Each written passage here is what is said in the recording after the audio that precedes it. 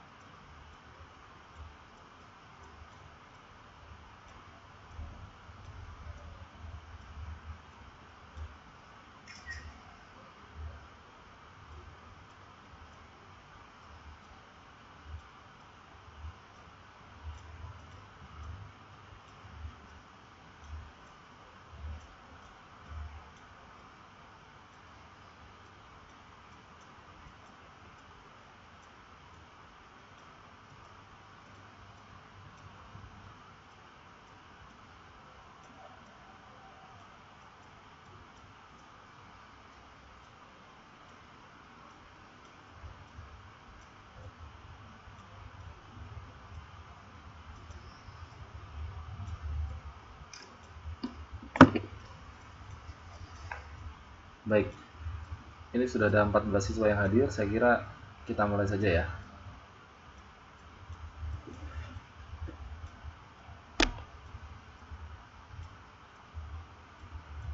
Saya buka. Sebelumnya, Assalamualaikum warahmatullahi wabarakatuh. Selamat ketemu lagi dengan saya di kelas kedua untuk mata pelajaran PKN di hari Jumat ini. Seperti biasa untuk malam Jumat malam ya, kita ketemu dua kali. Setelah pelajaran bahasa Indonesia, kita lanjutkan di kelas yang lebih ringan, lebih light gitu ya. Karena waktunya pun juga tidak terlalu lama, takutnya teman-teman pada ngantuk.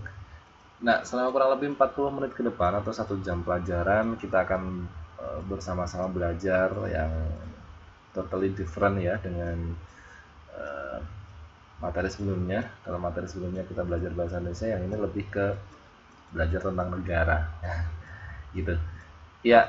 Untuk PKN kita sudah masuk di pertemuan yang ke-9. Kita masih kurang lagi 5 kali pertemuan sebelum kalian menghadapi evaluasi belajar akhir semester gitu. Dan mohon maaf saya belum bisa memposting nilai UTS ya, karena memang belum selesai dikoreksi. Dan banyak sekali kelas yang saya ampu untuk tahun ini, semester ini. Ada 1, 2, 3, 4, 5, 6, 7, ada 7 kelas, sehingga biasanya saya cuma megang 2 kelas saja, sekarang 7 kelas.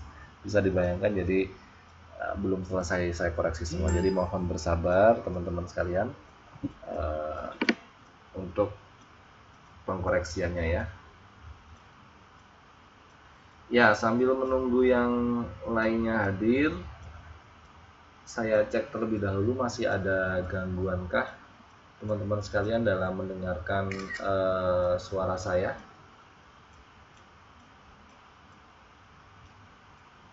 Atau suara saya bisa didengarkan dengan jelas ya, dan papan tulisnya bisa dilihat ya.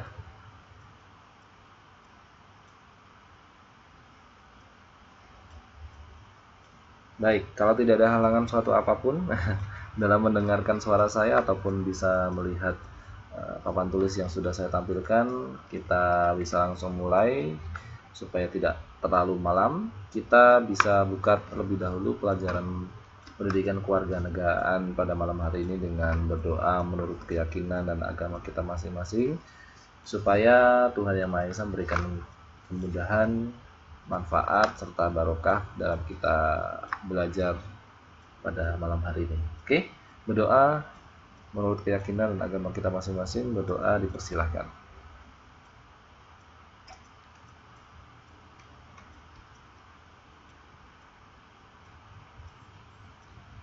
Berdoa selesai?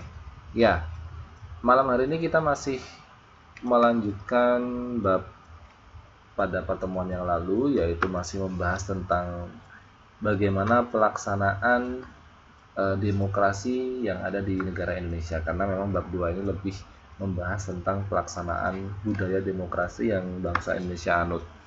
Nah, kita pada waktu lalu, pada kesempatan pertemuan yang lalu, kita sudah bahas tentang sejarah kenapa sih Indonesia ini bisa menganut sistem demokrasi. Nah, tentu saja itu ada sejarahnya, dan membicarakan tentang sejarahnya itu juga sangat panjang. Budaya demokrasi atau aliran demokrasi, sistem demokrasi yang dianut oleh bangsa Indonesia hingga sekarang ini itu tidak terlepas dari sejarah kenapa Indonesia sampai saat ini memilih sistem demokrasi sebagai sistem pelaksanaan pemerintahan di negara Indonesia ya. Gitu. Jadi sejarah demokrasi yang dipakai Indonesia hingga sekarang ini diawali setelah atau malah sebelum kemerdekaan Republik Indonesia ya, sehari sebelum kemerdekaan Republik Indonesia tanggal 17 Agustus 1945 itu sudah mulai mencanangkan bahwa Indonesia ini tepatnya menggunakan sistem pemerintahan yang demokrasi, jadi untuk rakyat, oleh rakyat, dan dari rakyat.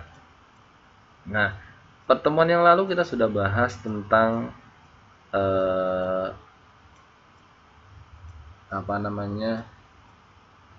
awal pelaksanaan demokrasi yang ada di Indonesia, yaitu pada masa Orde Lama dan sangat panjang sekali dan memakan waktu satu kali pertemuan sendiri ya untuk pelajaran itu, untuk menjelaskan asal mula kenapa demokrasi digunakan di Indonesia gitu ya.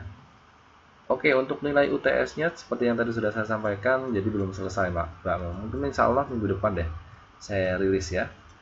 Nanti saya beri waktu untuk mengoreksi semuanya dulu. Jadi takutnya nanti kalau memang satu-satu saya umumkan nggak sekalian, jadi saya maunya sekalian ya. Nggak apa-apa Mbak Mutiara, silahkan masuk saja ya.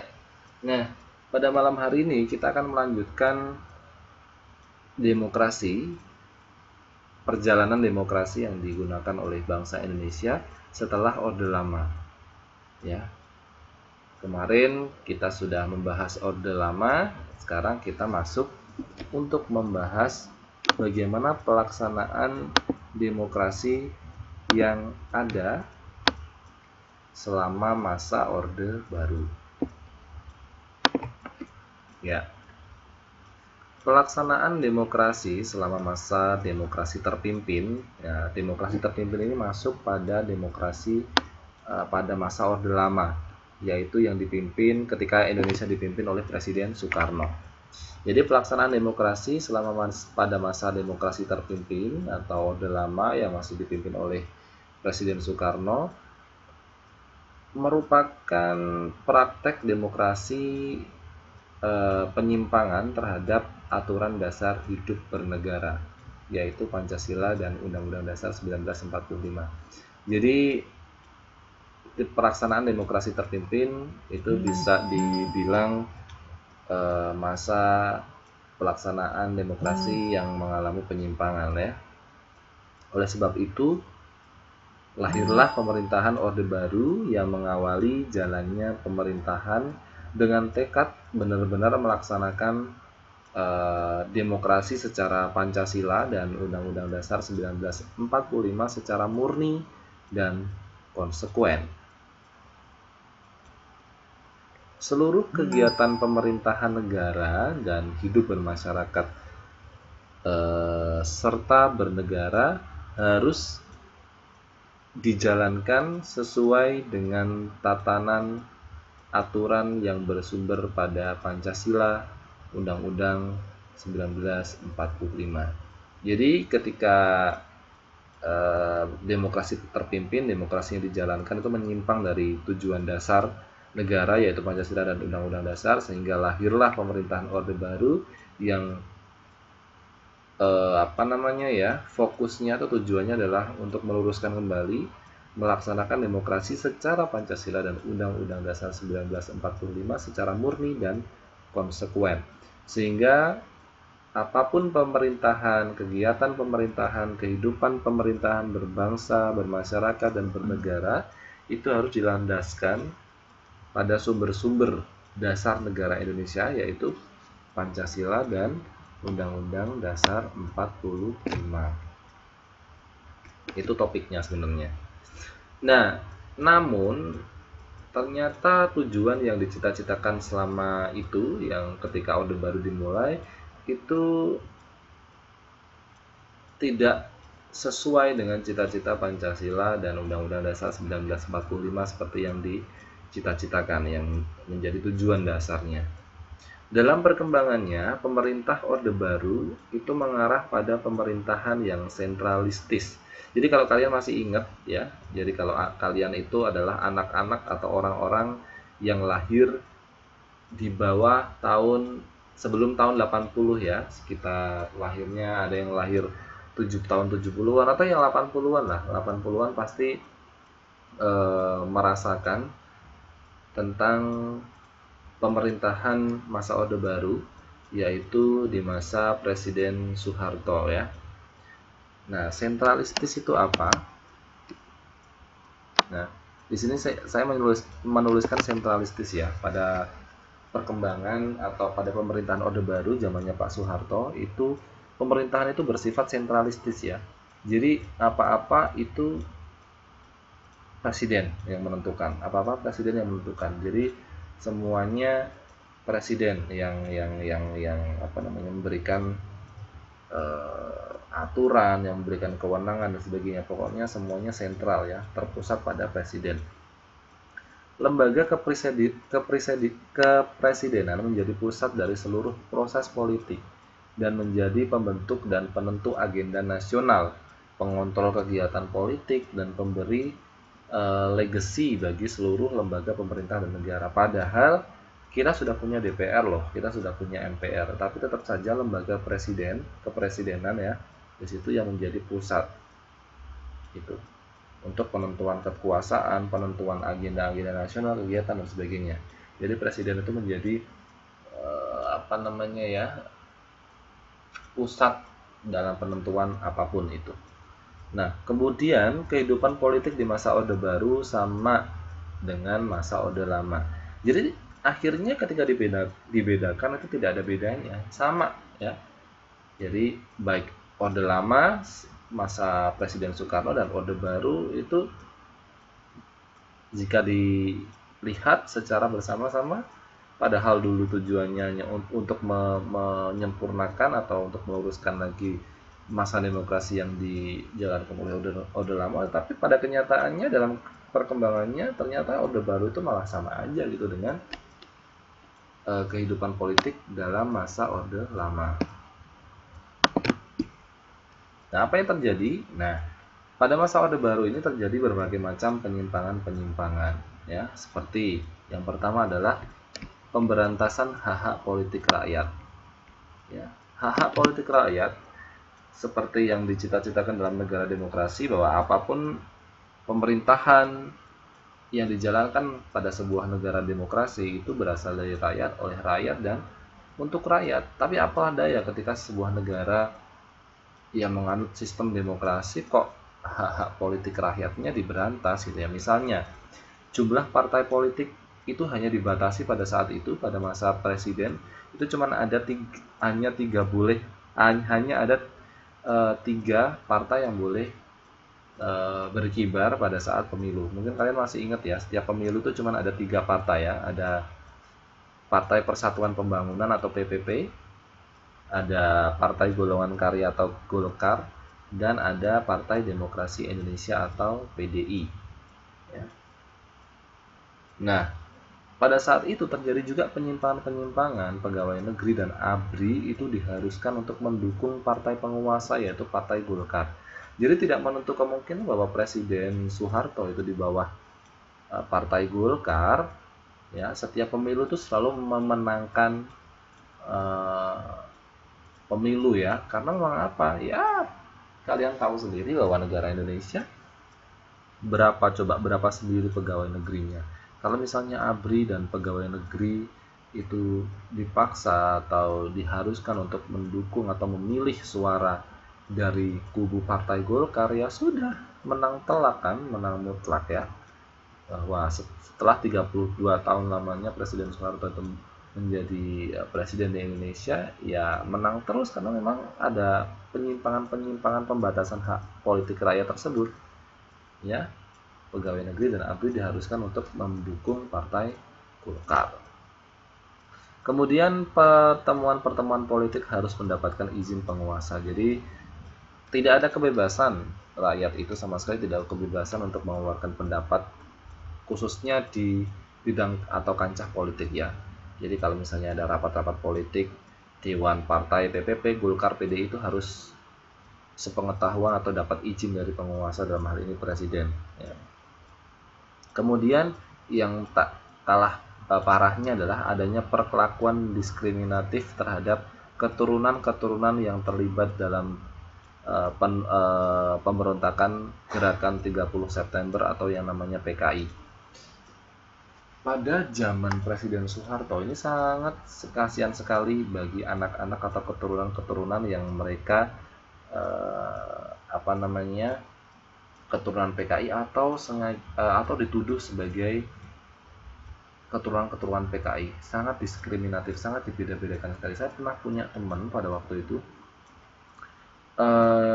dia dicap sebagai keturunan dari PKI, dan banyak sekali kejadian-kejadian diskriminatif yang dialami oleh anak tersebut, teman saya itu. Jadi dari pemilihan sekolah, jadi dia tidak boleh masuk sekolah-sekolah negeri ya, tidak boleh masuk ke sekolah-sekolah tertentu, kemudian di situ dicap, ya cap jelek dan sebagainya. Kemudian pada saat mencari kerja ya, orang tuanya dulu tidak bisa masuk PNS, orang-orang yang terlibat dalam atau menjadi keturunan, bahkan itu sudah keturunan yang kesekian loh, itu sudah keturunan yang ketiga, harusnya sudah nggak masalah ya.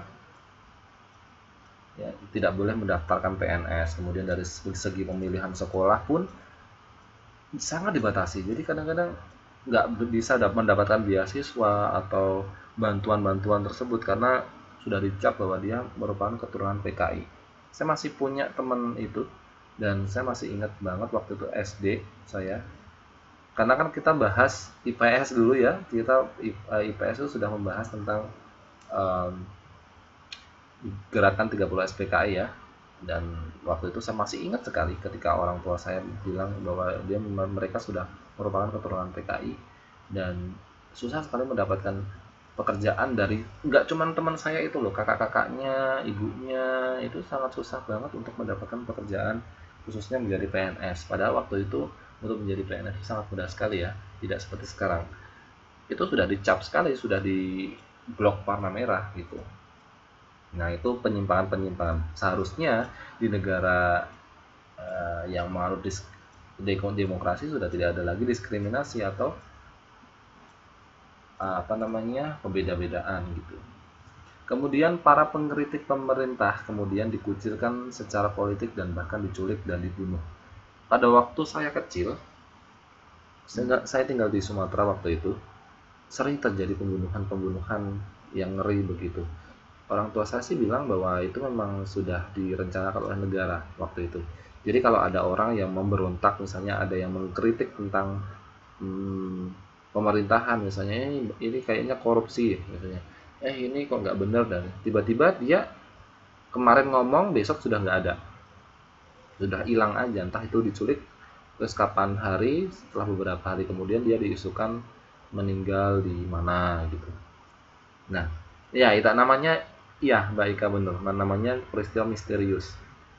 Misterius itu kan, saya lupa namanya waktu itu. Pokoknya ada peristiwa penculikan dan dihabisi, pokoknya begitu. Kalau ada para pengkritik pemerintah. Nah, itu penyimpangan-penyimpangan yang terjadi ya.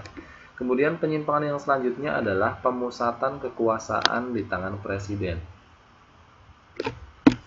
Presiden dapat mengendalikan berbagai lembaga negara seperti MPR, DPR, dan MA. Jadi langsung di bawah presiden. Padahal MPR, DPR, dan MA itu adalah lembaga yang independen, berdiri sendiri. Justru dia yang harusnya mengkritisi kepemimpinan presiden. Seperti yang sekarang dilakukan ya, setelah masa Presiden Soeharto selesai, itu kita benar-benar melakukan demokrasi yang sesungguhnya menurut saya ya. Anggota MPR yang diangkat dari ABRI berada di bawah kendali presiden karena presiden merupakan panglima tertinggi ABRI. Apalagi jika anggota MPR itu berasal dari angkatan bersenjata atau TNI ya. Nah, itu otomatis langsung di bawah presiden, apa-apa harus sesuai dengan mandat presiden dan harus sepengetahuan presiden karena memang presiden berasal dari TNI ya waktu itu. Selain itu, seluruh anggota DPR atau MPR harus lulus penyaringan yang diadakan oleh aparat militer. Nah, ini lebih kejam lagi. Kalau misalnya seperti itu, bisa disimpulkan bahwa anggota DPR dan MPR itu berasal dari militer kan ya. Karena memang harus lulus penyaringan yang diadakan oleh militer seperti tes kesehatan, tes psikologi, tes fisik dan sebagainya. Nah, tes militer kan seperti itu. Nah, untuk menjadi anggota DPR harus seperti itu, susah sekali. Otomatis ya yang duduk di anggota DPR dan MPR adalah orang-orang militer. Kan berbeda dengan sekarang. Ya. Kalau sekarang orang-orang sipil ya, yang penting dia bisa membawa aspirasi rakyat, memiliki pengalaman yang cukup baik, bisa memimpin, ya dia bisa duduk di anggota MPR DPR tanpa harus melalui lulusan penyaringan yang diadakan oleh aparat militer. Nah, ini yang tadi sudah saya sampaikan, pemilunya tidak demokratis. Pemilu yang dilaksanakan setiap 5 tahun sekali penuh dengan kecurangan dan ketidakadilan karena hak-hak partai politik dan masyarakat pemilih telah dimanipulasi untuk kemenangan Golkar. Jadi selama 32 tahun lamanya, selama berperiode-periode gitu ya, itu pemilunya tidak demokratis. Padahal negara kita waktu itu sudah menganut sistem demokratis, harusnya lebih terbuka, tapi tidak kenyataannya. Jadi pemilunya tidak demokratis. Tiap 5 tahun sekali saya beringat waktu itu, saya ingat beberapa kali pemilu dan setiap pemilu itu selalu dimenangkan oleh Partai Golkar. Ya. Nah, selain itu adanya korupsi, kolusi, dan nepotisme atau KKN. Kenapa hal ini bisa terjadi? Karena ya akibat penggunaan kekuasaan yang terpusat dan tidak terkontrol, korupsi, kolusi, dan nepotisme menjadi tumbuh subur. KKN telah menjerumuskan bangsa ke dalam krisis multidimensi dan berkepanjangan. Kenapa? Coba. KKN itu contohnya misalnya orang bekerja ya di perusahaan tertentu, dia punya saudara di situ. Nah, orang itu kemudian diterima karena ada saudaranya tersebut, tanpa melihat bagaimana kualitas seorang itu, tanpa dites, tanpa ini, pokoknya karena ada saudaranya tersebut, ada orang dalam langsung bisa masuk. Nah, ini yang menyebabkan bahwa bangsa Indonesia itu mengalami krisis multidimensi yang berkepanjangan. Jadi tidak hanya krisis keuangan, tetapi krisis macam-macam. Krisis moral, krisis pendidikan, krisis intelektual ya. Sebentar, saya ada telepon, bentar. Halo? Saya mat. Aku masih ngajar ya? Isi ngajar ya, delete. Sampai bentar lagi lah selesai. 10 menit lagi. Ya, aku tak telepon ya. Sorry ya, tadi ada telepon dari teman saya. Ya, saya lanjutkan.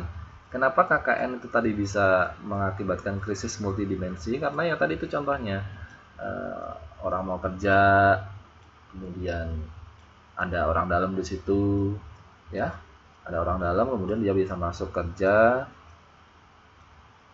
tanpa memperlihatkan kualitas dan sebagainya. Itulah membuat bangsa Indonesia kemudian terjerumus ke dalam krisis multidimensi ya, multidimensi yang berkepanjangan. Tidak hanya krisis ekonomi saja, tapi krisis pendidikan, moral dan sebagainya. Ya, pemerintahan Soeharto yang otoriter kemudian berakhir setelah gerakan mahasiswa yang berhasil menekannya untuk mengundurkan diri sebagai presiden. Pernyataan pengunduran diri itu terjadi pada tanggal 21 Mei tahun 1998. Jadi pada waktu itu sangat karena kita kan banyak mahasiswa ya, dan mahasiswa sudah semakin berani mengutarakan pendapat dan aspirasinya, sehingga ketika melihat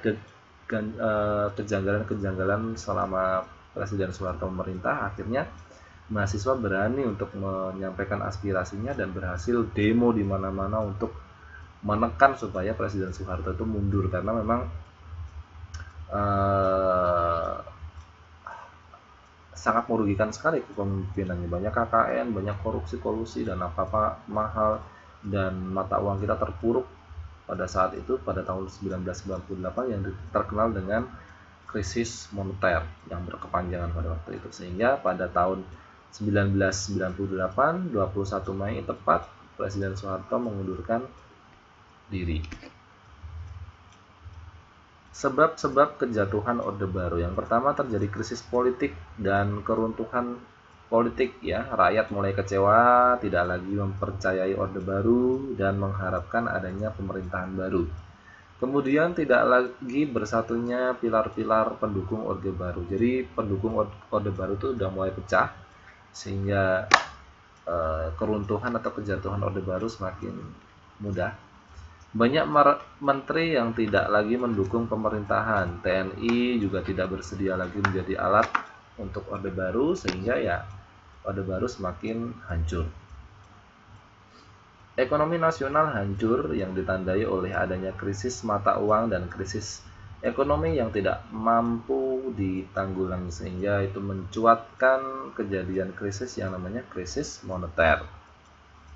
Kemudian muncul desakan semangat demokratis dari para pendukung demokrasi, terutama para mahasiswa tadi ya, yang berdemo untuk menjatuhkan rezim Soeharto. Nah, setelah Orde Baru selesai, maka dilanjutkan dengan masa demokrasi masa kini. Ya. Mundurnya Soeharto yang ditandai dengan naiknya B.J. Habibie sebagai presiden. Jadi setelah Soeharto mengundurkan diri, diteruskan atau dilanjutkan dengan Presiden Habibie menjadi presiden ketiga menggantikan Soeharto yang mengundurkan diri. Pergantian tersebut itu bukan tidak ada landasannya. Landasannya adalah pasal 8 tahun 1945 yang menyatakan bahwa jika presiden itu mangkat, berhenti, atau mengundurkan diri dari kewajibannya dalam masa jabatannya, ia diganti oleh wakil presiden yang pada saat itu sampai habis waktunya. Nah, Presiden Habibie waktu itu adalah wakil Presiden Soeharto, dan setelah Presiden Soeharto mengundurkan diri atau berhenti dari masa jabatannya, akhirnya Presiden Habibie lah yang naik. Presiden Habibie menyatakan bahwa pemerintahannya adalah pemerintahan yang tradisional. Kenapa disebut tradisional? Karena merupakan masa transisi, ya, perpindahan pemerintahan selanjutnya yang akan dibentuk pemerintahan baru yang demokratis yang berdasarkan dengan kehendak rakyat.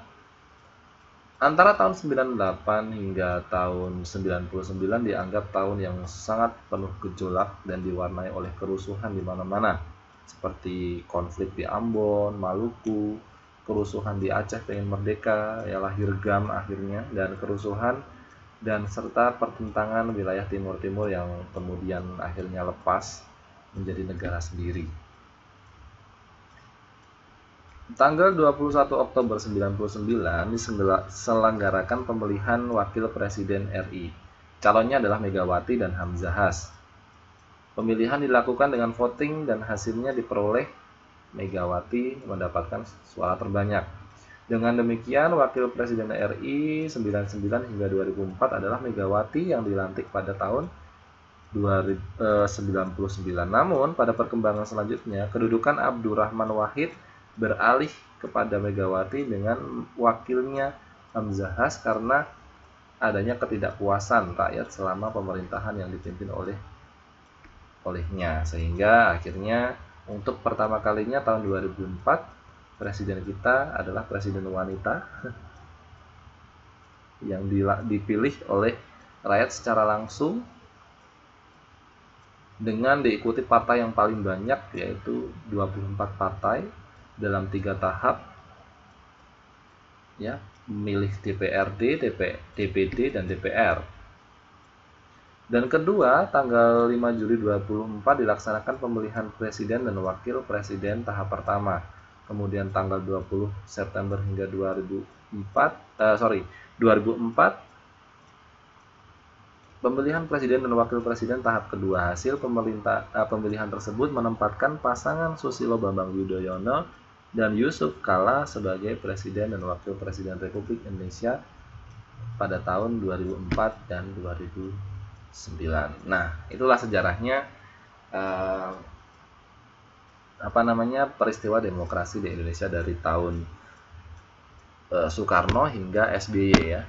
Karena ini Jokowi belum selesai, jadi belum bisa masuk dalam materi pelajaran sampai SBY saja, ya. Hingga demokrasi yang benar-benar dilaksanakan itu adalah setelah Presiden Soeharto mengundurkan diri, sehingga pemilu itu benar-benar dilaksanakan dengan jujur, adil, ya, dan bebas. Seperti itu. Ya, sampai di sini ada yang mau ditanyakan? Waktunya tinggal 2 menit lagi.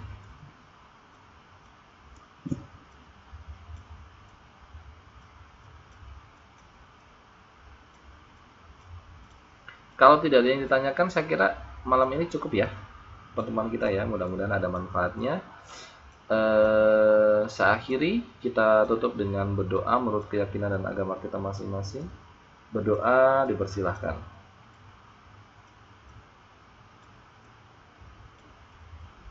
Berdoa selesai, kita ketemu lagi di pertemuan yang akan datang. Dari saya kurang lebihnya mohon maaf. Assalamualaikum warahmatullahi wabarakatuh. Selamat malam.